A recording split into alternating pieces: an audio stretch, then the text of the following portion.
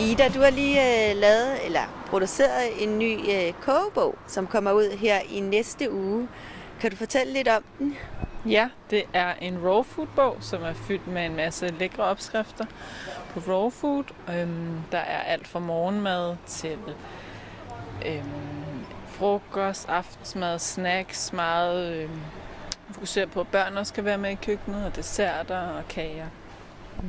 Jamen, hvordan er det udelukkende opskrifter, der er i den, eller fortæller I også noget om selve raw food?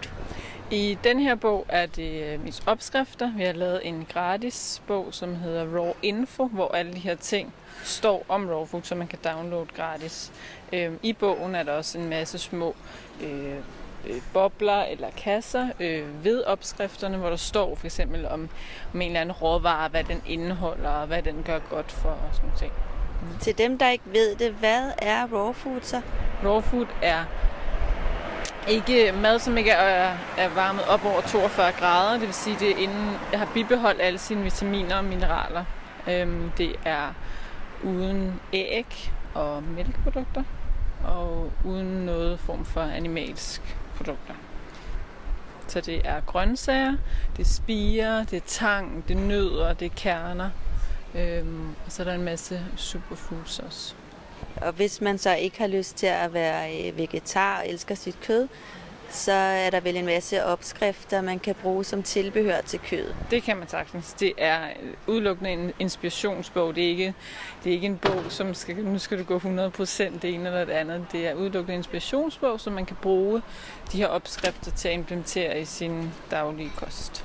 Så det er ikke ligesom en slankekur eller en eller anden måde, man skal leve på? Nej, det er det. Hvad er din baggrund for at have skrevet den her bog? Jeg er kostvejleder, uddannet kostvejleder, og lige nu læser jeg til naturopat i biologisk medicin. Jeg har for 3 år siden kommet ud for en ulykke, hvor jeg fik en voldsom hjernerystelse. Og fra den ene dag til den anden sagde min krop faktisk til mig, at jeg ikke havde brug for at spise kød mere. Så derfra kunne jeg mærke, at den havde brug for meget mere levende mad. Det vil sige, det var ikke opvarmet. Det var udelukkende rå mad, faktisk. Hvordan fortalte kroppen dig det? Jeg kunne mærke det både når jeg indtog det, at den havde svært ved at nedbryde det. Jeg havde svært ved lugten af tingene, og jeg mistede helt lysten til at spise det. Er der noget specielt, som du gerne vil fremhæve for bogen?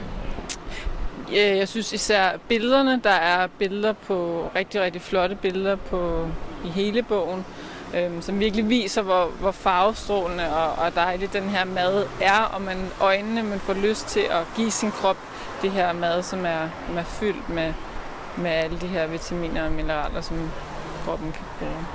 Og du har lovet os en lille smagsprøveopskrift, og den ligger vi her under.